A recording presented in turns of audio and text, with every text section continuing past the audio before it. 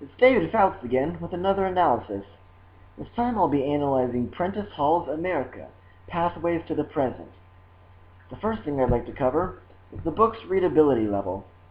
11th and 12th graders, the book's target audience, should read at a level somewhere between a Lexile score of 920 and 1210.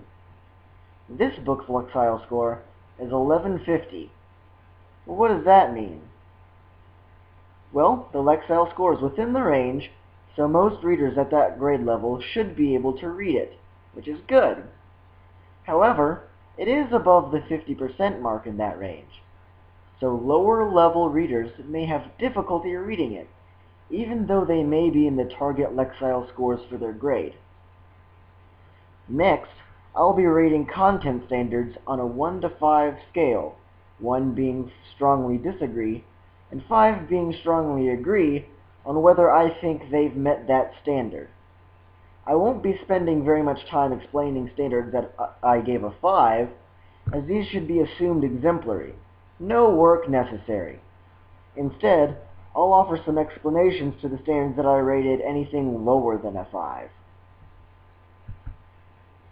For Error 1, 3 Worlds Meet, Beginnings to 1620, I've rated Standard 1, includes comparative characteristics of societies in the Americas, Western Europe, and Western Africa that increasingly interacted after 1450, as a 5. Standard 2, how early European exploration and colonization resulted in ecological interactions among previously unconnected peoples, also scores a 5.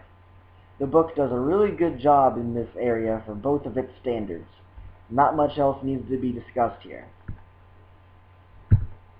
For Error 10, Contemporary United States, 1968 to present, Standard 1, Recent Developments in Foreign and Domestic Politics, that scores a 5. However, I rated Standard 2, Shows Economic, Social, and Cultural Developments in the Contemporary United States, as somewhere between a 3.75 and a 4. The reason why Standard 2 here is rated lower than a 5 is because while the book adequately covered economic and social developments, it didn't really cover cultural developments at all, so I had to take some points off. For Error 5, the Civil War and Reconstruction, I rated Standard 1, Causes of the Civil War, as a 5. Standard 2, The Course and Character of the Civil War and Its Effects on the American People, received a score between a 4 and a 4.5. It's rated that way because it really didn't show the shape and course of the Civil War until after the Battle of Gettysburg. Standard 3, How did various Reconstruction plans fail or succeed? I only rated this as a 3 out of 5 because while it did include some various plans for Reconstruction, the textbook did not really include any ways that those plans failed or succeeded. For Error 8, the Great Depression and World War II, I rated Standard 1, The Causes of the Great Depression and How It Affected American Society, as a 4.5. It received this score because while it did a great job at showing how the Great Depression affected American society, the immediate causes of the Depression weren't really mentioned as much as they could have been. For Standard 2, How the New Deal Addressed the Great Depression, Transformed American Federalism, and Initiated the Welfare State, I gave that a score of a 5. The book does a really good job for this standard, and there's not really much else that it could have done extra. For Standard 3, The Causes and Course of the World War II, The Character of the War at Home and Abroad, and Its Reshaping of the United States' Role in World Affairs, that standard gets a score of a 4.5. While the textbook does a really good job for the most part, I took half a point off because it really did not discuss how World War II reshaped the United States' role in world affairs. Next, we'll talk a little bit about diversity in the textbook. First up, I have economic diversity. I used data from both text and pictures in chapters 14, 15, and 16 to get this data. I chose these chapters on purpose because they cover the Roaring Twenties and the Great Depression. I separated the data into extreme poverty, middle class, wealthy, and extreme wealth. As we see on this graph, 11 of the 14 data points were in either middle class or below.